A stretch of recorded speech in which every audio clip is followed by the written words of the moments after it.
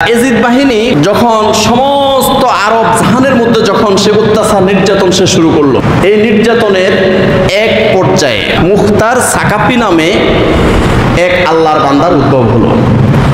সে কুফা নগরীর সমস্ত যুবকদেরকে একত্রিত করলো যে আমরা আওলাদ রাসূল হুসাইন রাদিয়াল্লাহু আনহুর রক্তের বদলা নেব। সব যুবক একসাথ হয়ে গেল। একসাথ হয়ে যাওয়ার পরে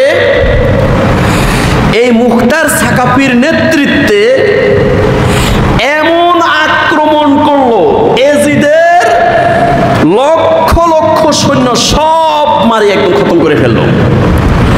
মুখতার সাকাফিকে বলা হয়েছে আপনি কি করবেন?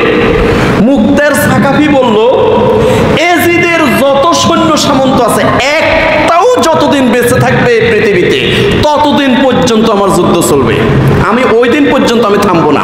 ইবনে জিয়াদকে খতম করার পরে আর বাকি রয়েছে কে? এজিদ। এজিদ বাকি রয়েছে।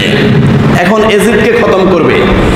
এজিদকে ধরার আগেই আল্লাহ সুবহানাহু ওয়া তাআলার হুকুমে এজিদের গায়ের মধ্যে কুষ্ঠরোগ হয়ে গেছে, পচন রোগ হয়ে গেছে। পচন রোগ হইয়া এজিদ ওই পচন রোগে শেষ হয়ে গেছে।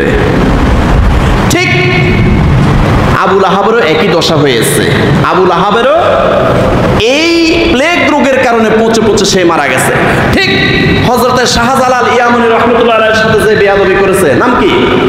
গৌর গোবিন্দ, ঠিক তারও একই পরিণতি হয়েছে। এই গৌর গোবিন্দ